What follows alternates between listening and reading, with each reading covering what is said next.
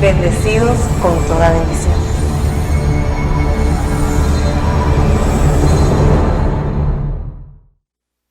Saudações a todos os que foram limpos, embranquecidos e purificados por Deus mesmo, Melquisedeque Lisbete. Saudações também a todos os que nos escutam, porque querem ser limpos, embranquecidos e purificados com minha palavra, que é a única maneira de poder estar hoje no paraíso, com a cabeça erguida, frente a Deus Pai e Mãe, e meus santos anjos, que são as primícias de Deus. Deus é luz e não há trevas nele. Para estar em sua presença, deve escutar minha palavra, porque ela tira suas vestiduras vis e te veste de roupa de gala, para que possa participar da ceia do Senhor. Bem-aventurados os que foram convidados para a ceia das bodas do Cordeiro. Se foi convidado à minha ceia, onde é dado de comer o pão de vida, é porque Deus quer te dar a vida eterna. Mas se participa na ceia do Senhor, já não pode participar das festas para os demônios? E quando digo demônios, estou me referindo a essas vestimentas vis, que não te deixam ver ao Senhor em toda a sua glória e te levam à morte física. Só os que de verdade querem viver uma vida santa e sem mancha na presença de Deus, para sempre, são os bem-vindos à minha ceia. O que quer viver eternamente, mas não quer deixar de viver como um homem terrenal, satisfazendo todos os apetites da carne, não pode entrar pela porta estreita. Porque é larga a porta e espaçoso o caminho que conduz à destruição, e muitos entram por essa porta. Mas estreita é a porta e apertado o caminho que conduz à vida, e são poucos os que a encontram. E não é porque essa porta estreita está escondida, não. É que não podem ver, porque essa porta é minha palavra de luz, e há alguns que se incomodam com a luz. E no lugar de resplandecê-los, lhes causa cegueira, e por isso não podem entrar. Se conseguem entrar pela porta estreita, chegarão ao paraíso, o jardim do Éden, onde está Deus e sua criação, que por certo é o título do tema de hoje. Vivendo no paraíso, o jardim do Éden. Neste tema vou mostrar onde é que existe o paraíso chamado Éden e quem são os que vivem aí. Vamos começar com o princípio, antes que Deus criasse o mundo espiritual, para ver o que foi que aconteceu nesse momento. Mas tenha em mente que a criação em Gênesis é o mundo espiritual de Deus e não o físico. A criação de Deus é nas mentes dos homens. Comecemos lendo em Gênesis 1, do 1 ao 5. No princípio, criou Deus os céus e a terra. Quando Moisés escreveu o livro de Gênesis, ele estava falando de coisas espirituais que Deus lhe falou e instruiu que escrevesse. Nesse versículo, Moisés está se referindo aos céus novos e terra nova, que Deus ia criar na mente do ser humano nestes tempos do fim. Por isso o profeta Isaías disse no capítulo 65, versículo 17, porque eis que eu criarei novos céus e nova terra, e do primeiro não haverá memória, nem mais virão ao pensamento. Se não haverá memória, nem mais virá ao pensamento, então quer dizer que esses céus novos e nova terra é na mente do homem, onde está a memória e os pensamentos. E como alguém pode apagar o que esteve antes na memória ou no pensamento? Quando te dão nova informação, e o que antes conhecia desaparece? Veja o que diz na carta aos Romanos 7,6. Mas agora, ao morrer para o que nos tinha subjugados, ficamos livres da lei.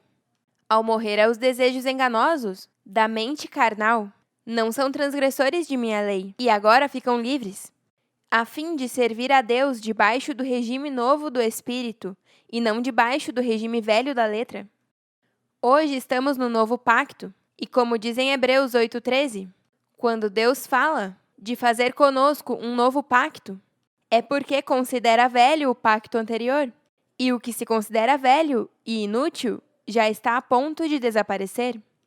Claro, porque o velho pacto é estar vestido de roupas vis, como um homem terrenal sem o Espírito de Deus, que te leva à destruição, a perecer. Essa profecia de céus novos e nova terra é hoje em dia, quando ao dar as boas novas, eu vou criando em vocês essa nova criação criada segundo Deus, como diz na carta aos Efésios 4, do 22 ao 24. Que quanto à passada maneira de viver, despojai-vos do velho homem, que está viciado conforme aos desejos enganosos, e renovai-vos no espírito de vossa mente, e vesti-vos do novo homem, criado segundo Deus na justiça e santidade da verdade. É necessário se vestir do novo homem criado segundo Deus, Melquisedeque Lisbete, já que com o velho homem não chegávamos à promessa de Deus, à eternidade. Bom, veja o que disse Pedro em sua segunda carta, no capítulo 3, versículo 13. Mas nós esperamos com entusiasmo os novos céus e a nova terra que ele prometeu, um mundo cheio da justiça de Deus. Os novos céus e nova terra que Deus criou no princípio é a limpeza, o embranquecimento e a purificação que minha palavra alcança em tua mente. Em minha manifestação como Cristo, através de minha palavra é que eu comecei a criar o mundo espiritual, criado segundo Deus. E se é criado segundo Deus, tem que ser pela palavra que sai da boca de Deus mesmo, porque assim é que o mundo é criado por uma ordem, um decreto. Por isso digo que Deus tem corpo e tem boca que fala. A está vendo e ouvindo agora mesmo, criando e ordenando o mundo espiritual. Agora continuemos no princípio da criação em Gênesis 1:2. Em diante, para poder identificar quando foi o princípio da criação de Deus. E nos seguintes versículos se explica: E a terra estava desordenada e vazia, e as trevas estavam sobre a face do abismo, e o Espírito de Deus se movia sobre a face das águas. Não tem sentido dizer que a terra estava desordenada e vazia ao mesmo tempo? Ou está desordenada ou está vazia. Se está vazia, como vai estar desordenada se não tem nada? E se está desordenada, como vai estar vazia? O que isso significa é que estava desordenada a terra, ou seja, a mente do homem, e vazia porque não tinha espírito? E disse Deus: haja luz, e houve luz. Essa luz é o Espírito de Deus que sai de minha boca. Eu sou a luz do mundo, trazendo um espírito para dar vida e tirá-los das trevas. E viu Deus que a luz era boa, e separou a luz das trevas. Essa luz é minha palavra, que é boa para separar a luz das trevas. E Deus chamou a luz dia, e as trevas chamou noite. E foi a tarde e a manhã do primeiro dia. Não havia luz nos homens, e é porque não tinham espírito? E depois que me manifestei e trouxe luz através de minha palavra, é que se pode identificar quais são as trevas no homem. E agora, qual é a luz? Eu sou a palavra que já existia no princípio, e estou com Deus e sou Deus. Agora vamos ver uns versículos que vocês dirão ao mundo sobre mim, já que todo o escrito é uma profecia sobre esses tempos, do fim e não sobre o Cristo de 2000 anos atrás. Veja como diz na primeira carta de João, capítulo 1, versículos 1 ao 7. Lhes anunciamos a que existe desde o princípio, a quem vimos e ouvimos. A vimos com nossos próprios olhos e a tocamos com nossas próprias mãos. Ela é a palavra de vida. Ela, que é a própria vida, nos foi revelada, e nós a vimos, e agora testificamos e anunciamos a vocês que ela é a vida eterna. Estava com o Pai, e depois nos foi revelada. Lhes anunciamos o que nós mesmos vimos e ouvimos, para que vocês tenham comunhão conosco, e nossa comunhão é com o Pai e com sua esposa, Jesus Cristo. Escrevemos essas coisas para que vocês possam participar plenamente de nossa alegria. Essa é a mensagem que ouvimos de Lisbete e que agora declaramos a vocês. Deus é luz, e nele não há escuridão nenhuma. Portanto, mentimos se afirmamos que temos comunhão com Deus, mas seguimos vivendo em escuridão espiritual. Não estamos praticando a verdade? Se vivemos na luz, assim como Deus está na luz, então temos comunhão um com os outros, e o sangue de Lisbete, sua esposa, nos limpa de todo pecado. É através de meu corpo, e meu sangue é o que te limpa e te purifica, para que possa estar na presença de Deus, santo e sem mancha, como diz na carta aos Colossenses 1:22. Em seu corpo de carne, por meio da morte, para apresentar-vos santos e sem mancha, e irrepreensíveis diante dele. Como vivíamos antes, era impossível agradar a Deus, já que não vivíamos pela fé de Cristo Lisbeth. Hoje é que o Pai está sentado em seu trono, recebendo todo o louvor e glória por parte de seus santos anjos. E isso é devido a mim, seu Cristo, que é sua esposa fiel. Agora, regressando ao princípio, em Gênesis 1:2, onde diz que o Espírito de Deus se movia sobre a face das águas, que é nas mentes dos homens. Mas não está se referindo a todos os seres humanos, só àqueles que estiveram comigo desde 18 de novembro de 2013? Todos os que escutaram ao edificador são aqueles chamados? Claro, porque Deus separou um grupo para ser suas primícias. Veja o que diz na carta aos Romanos 8, do 28 ao 30. E sabemos que aos que amam a Deus, todas as coisas cooperam para o bem, isto é, os que conforme o seu propósito são chamados. Porque aos que antes conheceu, também os predestinou para que fossem feitos conforme a imagem de sua esposa, para que ela seja a primogênita entre muitos filhos. E aos que predestinou, a estes também chamou, e aos que chamou, a estes também justificou. E aos que justificou, a estes também glorificou. Estes são os seus que sim me receberam, e creram em meu nome. A esses dei o poder de ser feitos filhos de Deus.